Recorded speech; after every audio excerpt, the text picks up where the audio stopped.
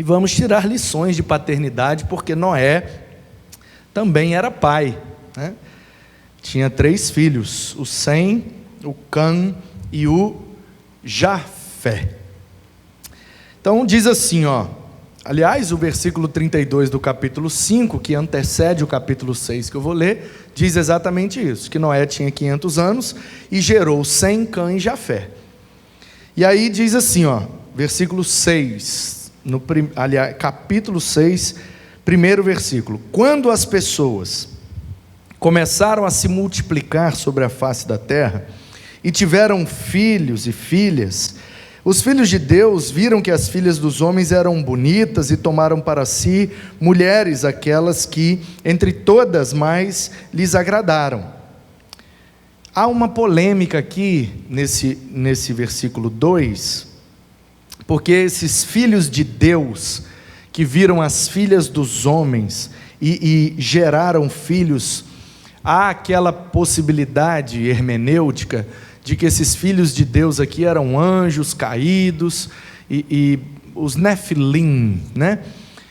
Os gigantes, e aquele filme que foi feito por Hollywood, né, do Noé, segue essa linha, porque ela é mais dramática, mais hollywoodiana.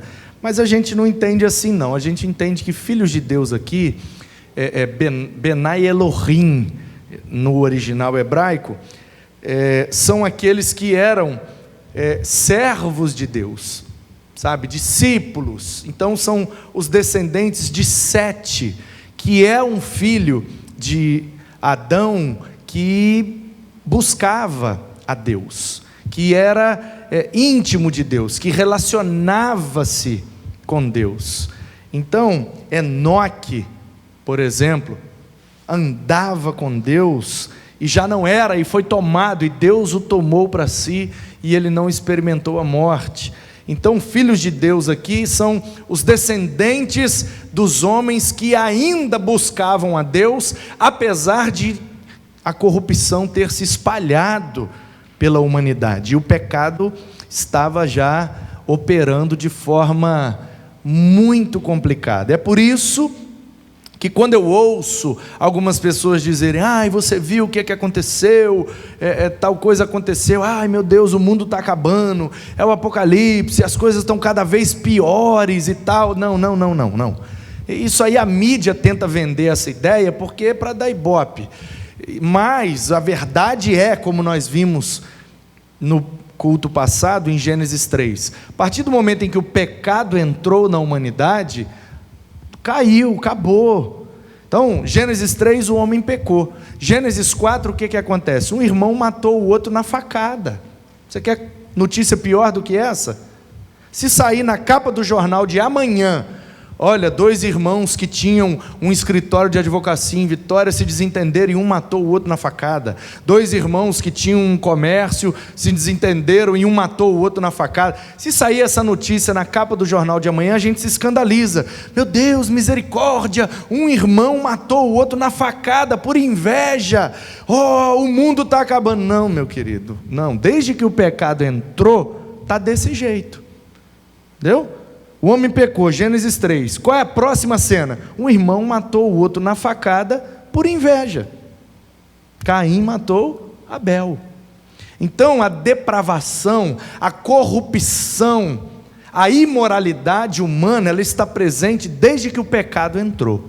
Não está piorando, está mudando a tecnologia, as metodologias, os formatos das ações pecaminosas, mas o pecado em si, a corrupção moral do ser humano, ela está presente desde que o homem pecou pela primeira vez. Então não está piorando e também não vai melhorar. Por isso que a gente não pode colocar a nossa expectativa em homens, por isso que não podemos colocar nossa esperança em sistemas. Porque se mudar o sistema de governo vai melhorar. Não vai. Porque se mudar o líder político vai melhorar. Não vai.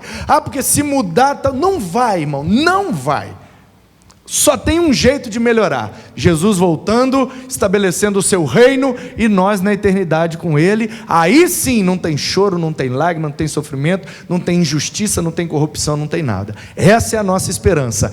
Cristo é a nossa esperança, o reino de Deus é a nossa expectativa. Se isso se cumprir, aí sim estaremos em paz por toda a eternidade. Mas enquanto isso não acontecer, o pecado vai imperar, não reinar, porque quem reina é o Senhor, mas o pecado impera no coração humano, levando o ser humano a cometer atos extremamente inescrupulosos e rebeldes contra Deus.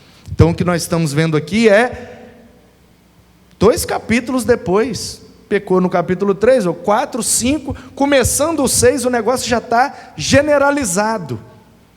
Então há essa possibilidade hermenêutica dos filhos de Deus. Eu prefiro pegar essa linha que ela é mais saudável, mais tranquila, entendeu? E nós entendemos aqui então que, mesmo com toda a corrupção moral, ainda tinha gente, claro, sempre são minoria, mas ainda tem gente que quer buscar a Deus com sinceridade do seu coração. E haviam filhos de Deus, servos de Deus, e o cuidado de Deus está sempre sobre a vida dos seus servos. E eles geraram filhos. E aí disse Deus, no versículo 3 do capítulo 6 de Gênesis: o meu espírito não agirá para sempre no ser humano, pois este é carnal, e os seus dias serão 120 anos. Ou seja, o ser humano ainda vivia por muito tempo, porque ele está próximo da sua fonte de eternidade, que é a árvore da vida. Então, há sim a possibilidade de que aqui o tempo era contado em luas, por isso muitos anos, porque a cada mudança de lua, eles consideravam que tinha passado um ano. Então, na verdade, em vez de Noé ter aqui 500 anos, quando gerou filhos, ele tinha 500 luas, ok? Há essa possibilidade? Há, mas há aqui também uma compreensão de que o ser humano vivia mais. Por quê? Porque quando ele foi expulso do jardim, ele tinha acesso à árvore da vida, e nós aprendemos no culto passado, que o propósito de Deus em nos fazer morrer por causa do pecado, ele não é ruim, ele é bom, porque eu não quero viver eternamente sendo escravo do pecado. Então eu prefiro morrer para que este corpo, como disse Paulo, carnal e pecaminoso, possa se decompor na terra, para que com a vinda de meu Senhor eu possa ressuscitar, e aí sim, com o corpo glorificado, sem ser escravo do pecado, habitar na eternidade com Ele. Isso faz parte do propósito de Deus, e tudo que Deus planejou para nós é bom. Se a gente não consegue ver algo bom naquilo que estamos vivendo, é porque a gente não está enxergando pela ótica da graça de Deus. Sempre, como a Bíblia diz, todas as coisas cooperam para o bem daqueles que amam a Deus e foram chamados segundo o seu propósito. Romanos 8. Então, seguindo o versículo 4, naquele tempo havia gigantes, que eu já mencionei, na terra, e também depois, quando os filhos de Deus possuíram as filhas dos homens, as quais lhe deram filhos, estes foram valentes, aí os nefilins, homens de renome na antiguidade, meio anjo, meio ser humano. Há essa possibilidade? A gente está dizendo que ela não existe? Não, a gente só está dizendo que a gente prefere a outra possibilidade, que ela é mais tranquila, evita muita, evitar muita complicação, porque a mensagem de Deus, ela é sempre simples, então é melhor simplificar. O Senhor viu que a maldade das pessoas havia se multiplicado e que todo o desígnio do coração delas era continuamente mal. O que é que muda de Gênesis 6 para os dias de hoje? Muda nada. O ser humano continua inclinado para o mal. Até hoje. Nasce um bebê, ele começa a crescer, nem aprendeu a falar, nem aprendeu a andar, e se você irritar ele, ele já te arranha, ele já morde, ele já grita, faz pirraça. Quem que ensinou? Você bota 2 bebezinhos ali engatinhando, ai que anjinho purinho, bota um brinquedinho e solta os 2 para você ver o pau quebrando. Quem ensinou, gente? Quem ensinou os meninos a brigar, a bater, a ser egoísta? A gente tem que ensinar o contrário. Tem que ensinar a pedir por favor, agradecer com obrigado, tem que ensinar a repartir, a não ser, a gente tem que ensinar o certo. O errado não precisa, já vem no pacote. Isso é uma evidência de que todos somos e já nascemos pecadores. Então, aqui estava exatamente igual como é hoje. Não era a mesma tecnologia, não é a mesma geografia, não é a mesma cultura, mas é a mesma pecaminosidade humana. Isso não mudou. O Senhor viu essa maldade, então Ele ficou triste por haver feito o ser humano na terra, e isso lhe pesou o coração. Esse versículo 6, nas outras versões de Almeida, eu estou lendo na Nova Almeida atualizada, aquela já tem uma correção hermenêutica. Em outras traduções diz: o Senhor se arrependeu de ter feito o homem. E muitas pessoas questionam esse verbo aí, arrepender. Ué, Deus não é onisciente? Ele não é onipotente? Como que Ele se arrependeu de alguma coisa? Então Ele cometeu um erro? Não, meu querido, o nome disso é antropopatismo. Duas ferramentas literárias que os escritores bíblicos usaram, que, se nós compreendermos, facilita muito a nossa vida. Uma se chama antropomorfismo, a outra se chama antropopatismo. E eu explico. Antropo, a raiz é homem, humano em grego. Então tem algo relacionado ao homem. Patia ou patos tem a ver com os sentimentos, os sintomas. Por isso que a patologia é a ciência que estuda os sintomas das doenças para chegar até um diagnóstico. Ok? Simpatia quer dizer no mesmo sentimento. Empatia é colocando o sentimento do outro em si. Então tudo que tem patos, patia está relacionado a sintomas, sentimentos. Então antropopatismo significa atribuir sentimentos humanos a Deus. O Senhor se alegrou, o Senhor se arrependeu, o Senhor se entristeceu, o Senhor regozijou-se, o Senhor exultou-se, entendeu? Sentimentos humanos atribuídos a Deus, porque o escritor bíblico, ele está preso ao seu vocabulário. Deus quer revelar uma verdade através dele, e ele precisa expressar isso com palavras. Como o nosso vocabulário é limitado, Deus revelou e inspirou o coração para dizer: olha, eu não estou gostando do que eu estou vendo aí na humanidade. Como é que o cara vai escrever isso? Ele precisa de uma palavra. Ele coloca: Deus se arrependeu de ter feito o homem, Deus ficou triste com o homem, Deus está cabisbaixo com o homem. São ferramentas literárias, recursos literários para a gente poder compreender a revelação de Deus através da palavra. Então, antropopatismo é toda vez que a Bíblia atribui sentimentos humanos a Deus. E o outro é o antropomorfismo. Morfos vem de forma. Metamorfose é mudar a forma, ou ir além da forma inicial. Antropomorfismo é atribuir formas humanas a Deus. Então, o braço do Senhor, os pés do Senhor, os ouvidos do Senhor, os olhos do Senhor estão sobre toda a terra. Deus tem olho? Não. O que é que o escritor bíblico quer revelar? Deus está vendo tudo. Como é que ele coloca isso? Os olhos do Senhor estão sobre toda a terra. Antropomorfismo. Quando eu atribuo uma característica minha para Deus, não que eu esteja formando um Deus à minha imagem, mas eu estou usando de um recurso literário para que aqueles que me leem compreendam a verdade que Deus quer revelar. Então esse versículo 6 aqui é explicado facilmente com esse recurso do antropopatismo. Bom, já dei a aula, agora vamos para a mensagem. Versículo 7. O Senhor disse: farei desaparecer da face da terra o ser humano que criei. Destruirei não apenas as pessoas, mas também os animais, os seres que rastejam e as aves do céu, porque estou triste por havê-los feito. Porém, ao versículo 8. Porém, Noé encontrou favor aos olhos do Senhor. Em outra versão, Noé achou graça diante de Deus. O cuidado de Deus na vida de Noé. Primeira característica de que Deus está cuidando dos seus servos é que Deus está pronto para estabelecer o seu juízo. Porém, tem sempre um porém. Deus poderia, por causa do pecado e da rebeldia humana, já nos ter destruído? Claro, ele teria todo o direito. Por que é que ele não fez? Porque ainda tem servos e servas de Deus habitando na terra, com coração sincero, querendo buscá-lo, servi-lo e adorá-lo. Então é por isso que ele ainda não derramou do seu juízo. Deus está pronto para estabelecer o juízo final, inclusive. Por que é que ele não fez ainda? Porém, ainda há alguns que querem buscá-lo e servi-lo e fazer a sua obra. Então ele é longânimo, ele estica o pavio e dá mais um tempo. Por quê?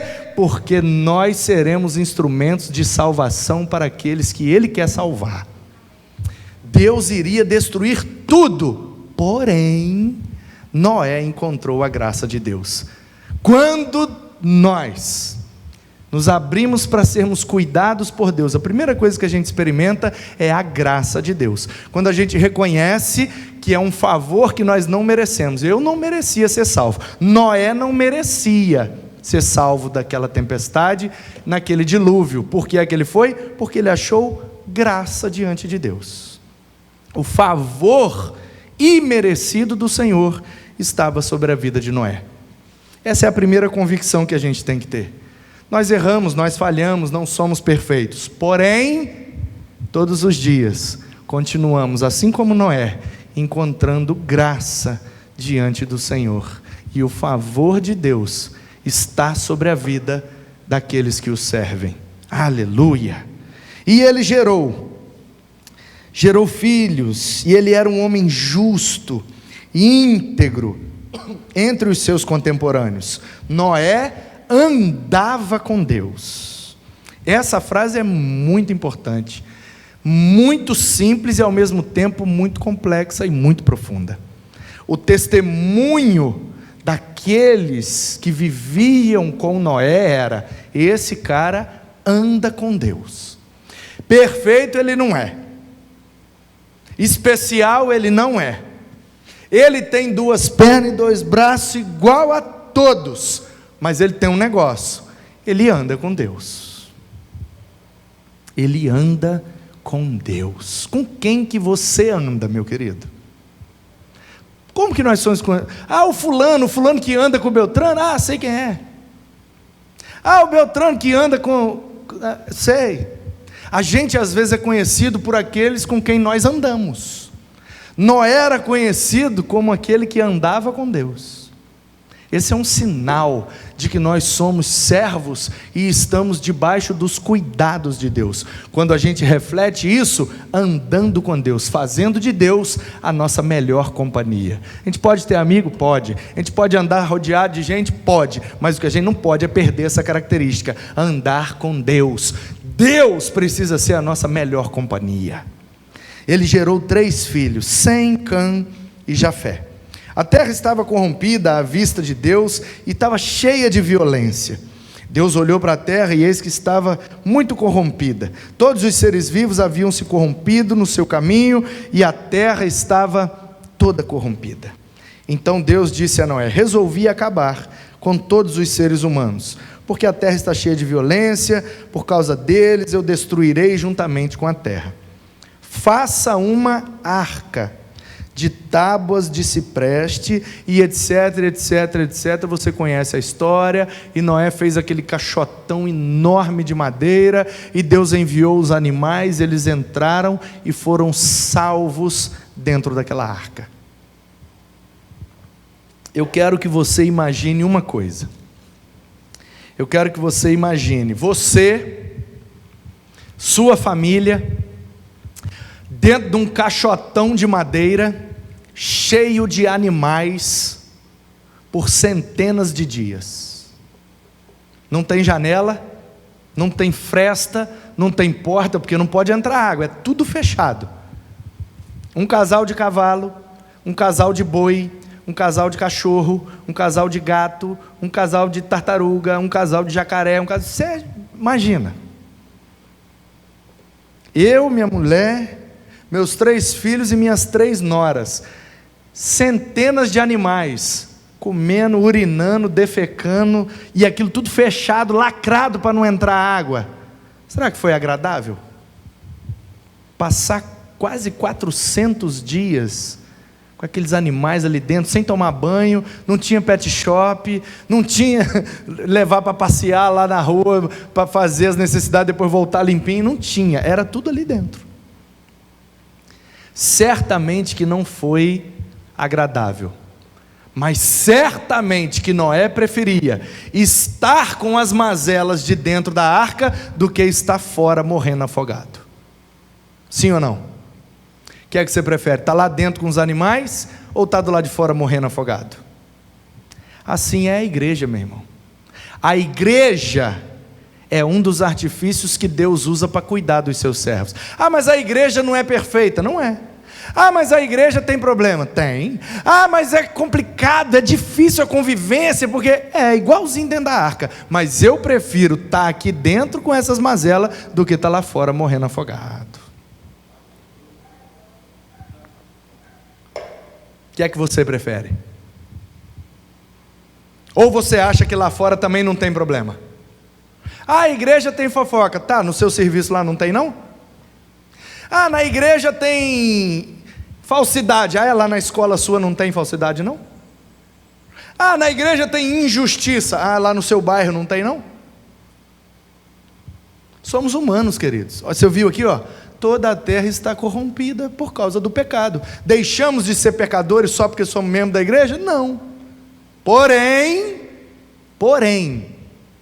quando somos servos de Deus, o cuidado de Deus está sobre nós, achamos graça, nós não merecemos estar aqui, mas pela graça de Deus fomos atraídos, e estamos aqui, temos essa característica, a gente não é perfeito, mas a gente anda com Deus, e o cuidado de Deus está sobre nós, e Ele usou essa arca, chamada igreja, para nos manter sãos e salvos, fora da tempestade, para não morrermos e sermos condenados eternamente. Portanto, fale mal da igreja, coloque defeitos na igreja, eu concordo com você e assino embaixo, mas eu ainda acredito que a igreja é o melhor método de Deus para nos manter sãos e salvos, ainda é o melhor lugar para conviver, ainda é o melhor lugar para ter amigos, ainda é o melhor lugar para aprender, ainda é o melhor lugar para criar nossos filhos.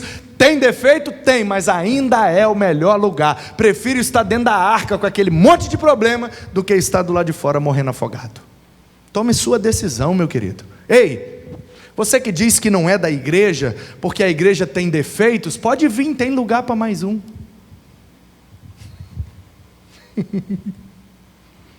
Ah, não vou para a igreja porque os pastores não prestam. Presta mesmo não.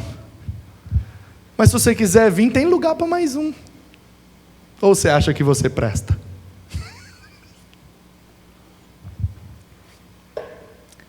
Você não pensa nenhuma maldade, né? Você nunca fez nada errado na sua vida, né? Se Deus parecer na sua presença, Ele não tem nada para te condenar, né? Você é o santo, justo, perfeito. Por isso que você não é na igreja, porque a igreja é cheia de pecadores, né? Uma vez, um pastor muito querido nosso, eu não vou citar o nome porque eu não pedi autorização dele,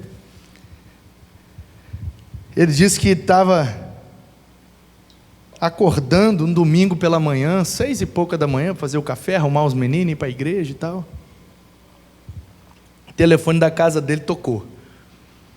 Aquela época que o telefone fixo tocava, né? Aquela época que ainda tinha telefone fixo. E aí tocou o telefone, ele assustou, porque o pastor tocou o telefone fora de hora, a gente já gela, porque é alguma coisa. E aí ele atendeu assustado, e era uma voz de uma senhora, dizendo assim: o senhor que é o pastor fulano de tal? Sim, sou eu. Daquela igreja tal, tal, tal, assim, naquela rua tal, tal, tal, que tem aquela característica assim, assim e tal. Ele falou: sim senhora, sou eu. Pois não, o que a senhora precisa? Não, eu quero falar para o senhor o seguinte: aquela igreja só tem gente vagabunda, ninguém presta naquela igreja, aquela igreja e descascou todo mundo e deu uma lista de defeitos que aquela igreja tinha, que as pessoas da igreja tinham, né? E aí ele ouviu tudo, E a mulher falou: porque fulano comprou de mim e não pagou, ele é da sua igreja. Porque a ciclana é minha vizinha aqui e ela é muito fofa e é da sua igreja. Porque o Beltrano engravidou a menina aqui, não sei o quê, e pelo que eu estou sabendo, ele é daí da sua igreja. E a mulher descascou.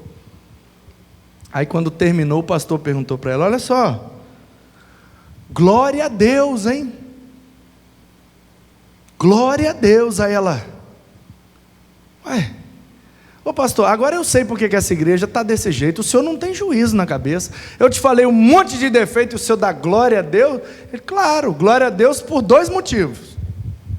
Primeiro, porque eu estou com emprego garantido o resto da vida, porque se a igreja é tão ruim assim do jeito que a senhora está falando, então eu ainda tenho muito trabalho para consertar essa gente, eu estou garantido até o final da minha vida, tem serviço para mim, glória a Deus. Ela: e qual que é o segundo motivo? Ele falou: porque eu acabei de ganhar mais uma pessoa. Ganhar quem? A senhora. Deus me livre eu ir para essa igreja. Eu não estou falando para o senhor que essa igreja só tem gente que não presta. Ele falou: pois é, com a língua desse tamanho, pode vir que tem lugar para a senhora também. Quando morrer tem que ter 2 caixão, um para o corpo e o outro para a língua. Entendeu como é que funciona, gente? Quando nós apontamos os defeitos, nós estamos revelando, só de apontar, que um dos nossos defeitos é julgar a vida do outro, e nós nem temos esse direito. Ou quem foi que nos constituiu juízes de nós mesmos? Só tem um juiz, irmão. Um juiz. Então deixa ele julgar. Deixa ele. Eu posso reconhecer pelas evidências.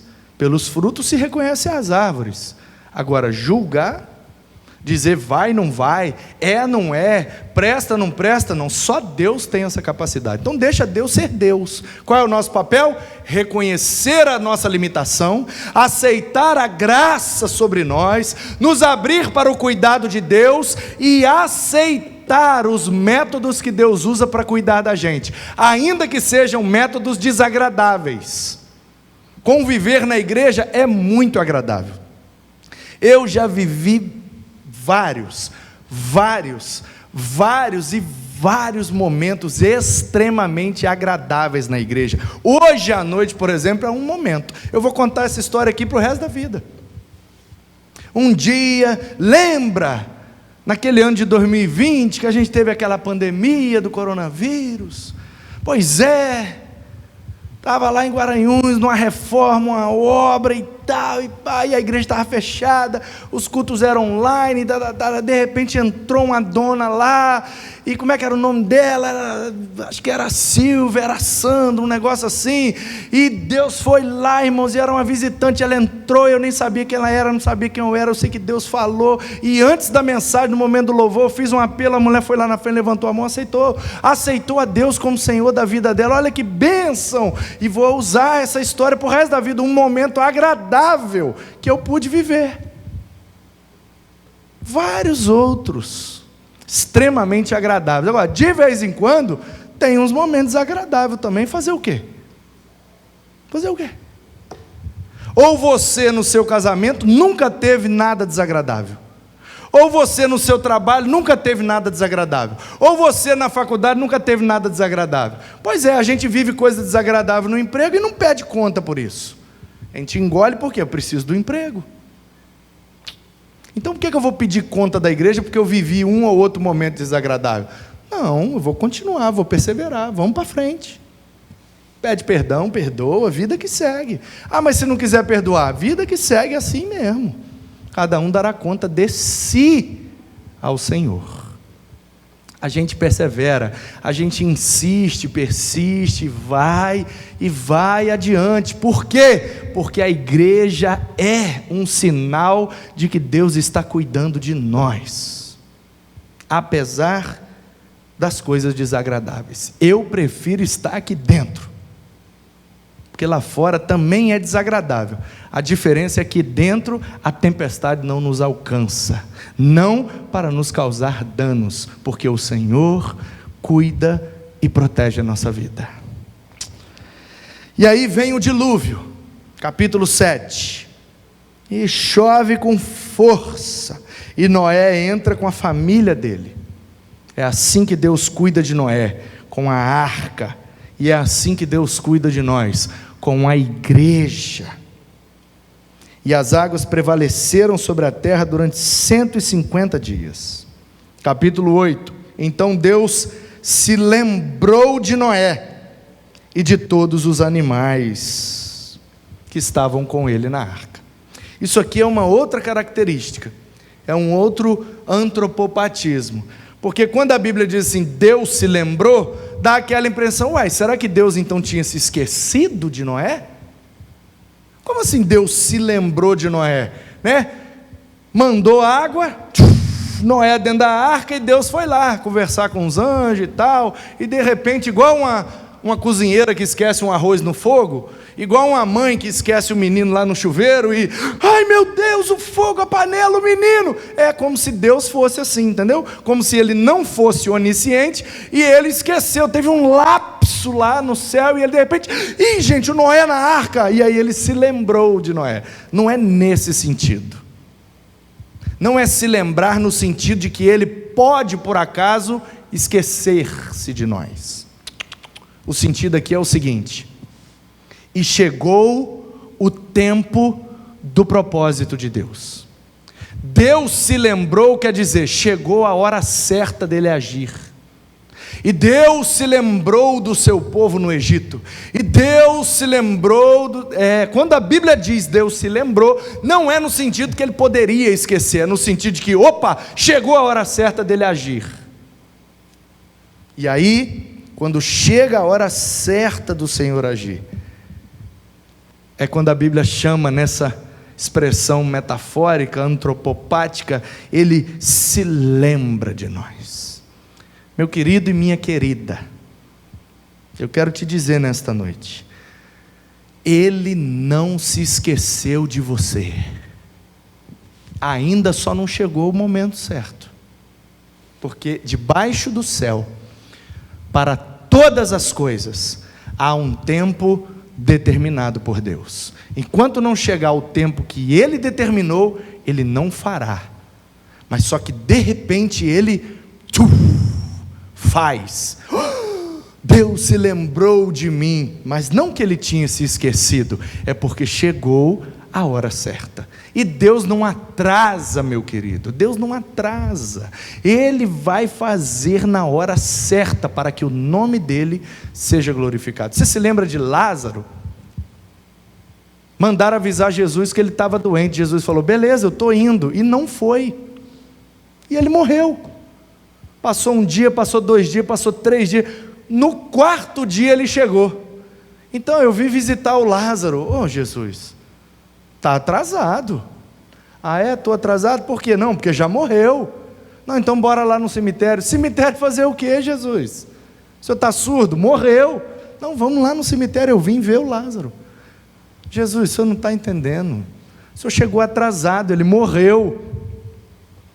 Não estou atrasado e nem morreu, ele está exatamente do jeito que deveria estar, para que quando o meu Pai agir, ele seja glorificado. Jesus vai lá, manda tirar a pedra, Lázaro, vem para fora, e o homem sai vivo lá de dentro, e o nome do Senhor foi glorificado em Betânia. Jesus chegou atrasado, ou ele fez de propósito? Deus tem um propósito em nossas vidas, por isso ele não se atrasa, por isso ele não se esquece, ele faz de propósito. Creia, quando você viver algo que mesmo sendo desagradável, creia, Deus continua no controle, ele tem um propósito. Mas por que é que Deus, parece que Deus se esqueceu de mim? Não, ele está fazendo de propósito, ele tem um propósito nessa demora, para que o seu nome seja glorificado. Porque quando acontecer, todos vão ter certeza, não foi fulano, nem beltrano, nem ciclano, foi o Senhor que fez. Então, tenha paciência, espere em Deus, pois Ele jamais se esquecerá de nós. Assim como uma mãe se compadece dos seus filhos, o Senhor cuida dos seus servos. É assim que diz no livro dos Salmos. Então ele se lembrou de Noé. E ainda bem que Deus cuida de nós e jamais Ele nos esquece. E aí Noé soltou a pomba e tal, você conhece a história, e aconteceu que no primeiro dia do primeiro mês do ano 601 da vida de Noé, eu estou lendo 13 do capítulo 8, aí o que aconteceu? Noé saiu da arca com a sua família, e ele saiu com a sua mulher, com seus filhos, suas noras, e todos os animais também saíram, e saiu todos os que rastejam, os que voam, os que se movem na terra, todos saíram. Versículo 20, logo após Noé ter experimentado o cuidado de Deus, qual foi a primeira atitude que ele tomou? Versículo 20 do capítulo 8, Noé levantou um altar ao Senhor.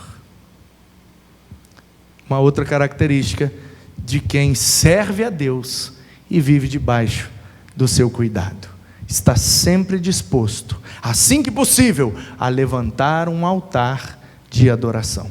Mas eu acabei de viver a situação mais constrangedora da minha vida. Eu acabei de sair de uma arca onde eu estava quase 400 dias com um monte de animal fedendo, urinando, defecando, aquela confusão, aqueles bichos lá dentro, e eu com os meus filhos, com as minha nora, e nossa, nós estamos na quarentena, com Netflix, ar-condicionado, e comendo, engordando, um sofazão confortável de boa, a gente não está aguentando mais. Imagina ele numa arca de madeira, sem colchonete, sem Netflix, sem internet, sem nada, com os filhos, com as noras com a sogra, imagina, as 3 noras, com a sogra, 400 dias, dentro de um caixotão de madeira cheio de bicho, gritando, brigando, urinando, e que bênção que não foi, hein? Mas essa situação que eu vivi é muito difícil.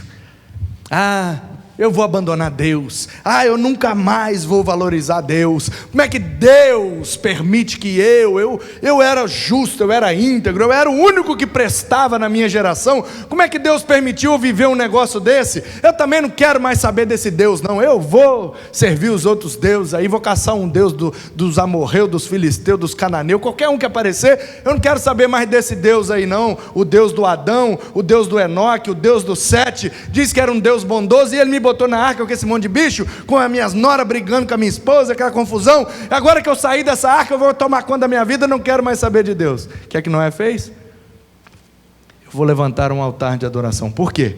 Porque apesar do desconforto, apesar dos problemas, apesar das coisas desagradáveis, ele percebeu que aquilo era exatamente o método de Deus para cuidar dele. Ele saiu vivo. Teve problema das noras? Deve ter tido um monte. Teve problema com os bichos? Deve ter tido um monte. Teve um momento que ele falou, não aguento mais ficar dentro dessa arca. Deve ter tido um monte. Mas quando ele sai, ele não blasfema, ele não reclama, ele não murmura, ele levanta um altar de adoração. É isso que deve brotar nos nossos corações. Apesar dos problemas, vamos adorar a Deus. Por quê? Porque Ele tem cuidado de nós. E ele fez um altar, e ele adorou, e o Senhor aspirou o aroma agradável. E disse consigo mesmo, nunca mais vou amaldiçoar a terra por causa das pessoas. Porque é mau desígnio íntimo do ser humano desde a sua mocidade. Ou seja, depois que o homem pecou, já era, não vai ter jeito. Daqui a pouco Noé vai pecar, os filhos dele vão pecar, as noras vão pecar, e vai pecar tudo de novo. Por quê? Porque eles estão corrompidos em pecar, vão morrer, e eu vou ter que estabelecer o meu plano que já está definido antes da fundação do mundo, enviar o meu filho para salvá-los. Então, quer saber? Nunca mais eu vou fazer isso. Aceitei a adoração de Noé. Nunca mais eu vou destruir os seres vivos como fiz dessa vez. Enquanto durar a terra, não deixará de haver semeadura e colheita, frio e calor, verão e inverno, dia e noite. Aqui é uma outra questão que nós precisamos compreender, como servos de Deus. A chuva cai sobre o justo e o injusto. O sol nasce sobre o justo e o injusto. As oportunidades para o justo e para o injusto. A colheita, a semeadura, o calor, o frio, o dia, a noite, é para todos. É a ambiguidade da vida. Às vezes está bom, às vezes está ruim. Às vezes faz sol, às vezes chove. Às vezes nós estamos em cima, às vezes nós estamos embaixo. Tem dia que nós estamos rindo, tem dia que nós vamos estar chorando. É a vida. Não adianta reclamar. Vamos adorar e vamos esperar, porque Deus continua no controle e Ele tem um propósito. E aí Deus abençoou Noé com seus filhos, dizendo: sejam fecundos, multipliquem-se e encham a terra. Uma outra característica de quem serve a Deus e vive debaixo dos seus cuidados: fertilidade, produtividade, multiplicação. Deus cuida de nós, nos fazendo férteis, produtivos, multiplicadores. Gente, mas só tinha R$200. A gente já gastou muito mais do que R$200 e ainda tem R$200. Que milagre é esse? É o milagre da fertilidade, é o milagre da produtividade, é o milagre da produtividade em multiplicação. O milagre da multiplicação. Você quer experimentar? Então seja servo de Deus e deixe Ele cuidar de você. Adore-o, honre-o, obedeça-o e deixa Ele fazer. E aí Deus então estabelece a aliança, que eu fiz um videozinho esses dias lá, estava lá em Vitória, fui resolver o negócio do computador, e de repente aquela tempestade, tudo preto, a chuvarada, e foi passando, e bateu o sol, de repente, aquele arco colorido, lindo. Uns chamam de arco-íris, outros chamam arco da aliança. Chama como você quiser, eu sei que é lindo, é colorido assim. E aí no vídeo eu falei exatamente o que eu vou repetir agora, porque essa é a verdade. A tempestade pode ser forte, pode ser do jeito que for, preta, negra, escura, sem nada depreciativo, e questão mesmo da característica, aquela coisa assim, tenebrosa. Mas aí vem o sol, e depois da tempestade a gente percebe a beleza daquele arco todo colorido. Mas se não tiver a tempestade, não tem o arco-íris. Se não tiver o dilúvio, não tem Noé erguendo um altar para adorar a Deus. Se não tiver o cuidado de Deus, não tem a gratidão que brota do nosso coração. Uma coisa interdepende da outra. É a ambiguidade da vida, é a beleza da vida, e é isso que é legal. É altos e baixos mesmo. Está alguém lá internado, bota lá um aparelho para monitorar o coração. Como é que fica lá? Ti, ti, ti, ti. Se ficar reto, ti, morreu. O que é que representa a vida ali no gráfico? Altos e baixos. Ti, ti.